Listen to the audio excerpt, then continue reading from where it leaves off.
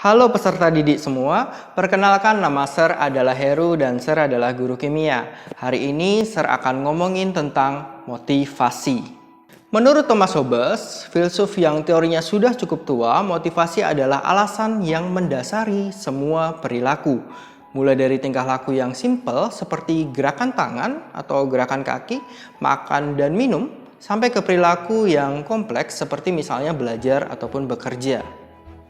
Menurut Hobbes, motivasi cuma ada dua jenis. Yang pertama adalah untuk menghindari penderitaan, sementara yang kedua adalah untuk mendapatkan kebahagiaan. Nah, bagi Sir, contoh perilaku untuk menghindari penderitaan itu misalnya buang air besar, buang sampah, minum obat, dan lain-lain. Sementara contoh perilaku untuk mendapatkan kebahagiaan contohnya seperti main game, nonton film, ataupun traveling dan jalan-jalan. Tentunya setiap orang punya kotak-kotak tersendiri untuk meletakkan motivasi tindakannya.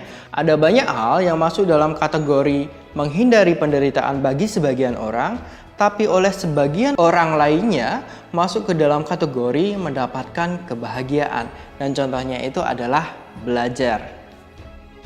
Ada orang yang belajar untuk menghindari penderitaan, tapi ada juga yang belajar itu untuk mendapatkan kebahagiaan.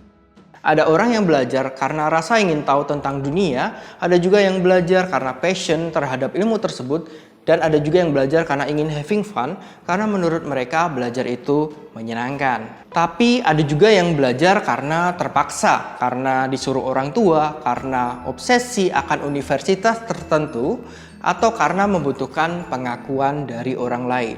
Tapi kamu harus tahu, ada rumus motivasi yang berlaku untuk semua orang, yaitu tindakan yang dilakukan atas motivasi mendapatkan kebahagiaan itu selalu memberikan kepuasan yang lebih dibandingkan tindakan yang dilakukan atas motivasi menghindari penderitaan. Kalau kamu nggak semangat belajar, mungkin buat kamu belajar itu menghindari penderitaan. Kamu sendiri yang dengan sadar meletakkan belajar ke dalam kotak tersebut dan memandang belajar adalah sesuatu yang melelahkan, membosankan, dan harus diselesaikan. Itulah mengapa kamu tidak bahagia melakukannya. Karena mungkin aja bagi kamu belajar untuk menghindari penderitaan dan bukan untuk mendapatkan kebahagiaan. Jika kamu belajar untuk menghindari penderitaan, itu berarti kamu harus belajar. Sedangkan jika kamu belajar untuk mendapatkan kebahagiaan, itu berarti kamu mau belajar.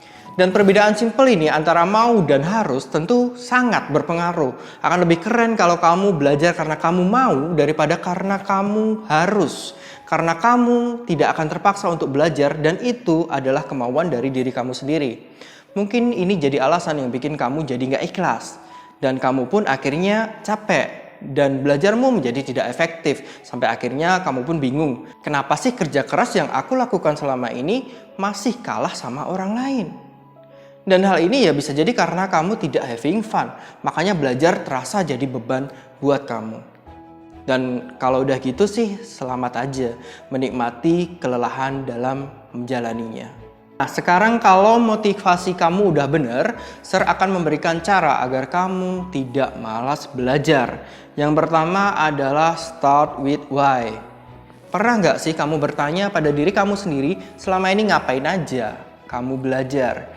Banyak sekali orang yang bingung kalau ditanya atau nanya ke diri sendiri tentang hal ini. Dan kalau sudah kayak gini, jangan-jangan alasan kenapa kamu nggak semangat untuk belajar, ya selama ini karena kamu belajar tapi kamu nggak tahu kenapa kamu belajar. Kamu nggak tahu apa tujuan kamu belajar. Jika kamu tidak tahu kamu belajar untuk apa, ya jelas kamu menjadi tidak semangat. Makanya ini harus ditentuin segera. Buat tujuannya dari sekarang dan kamu tulis sespesifik mungkin. Coba bikin tujuan belajar yang benar-benar dari keinginan dari dalam dirimu sendiri. Misal, aku pengen belajar karena aku pengen jadi ekonom. Aku belajar karena aku mau jadi dokter dan lain-lain. Dan jangan lupa buat tujuan sespesifik mungkin. Biar jadinya jelas output apa yang kamu harapkan. Jadi belajar ada meaningnya, ada artinya. Makanya kalau kamu belum tahu apa tujuanmu, coba deh kamu pikirin, spesifikin, dan tulisin.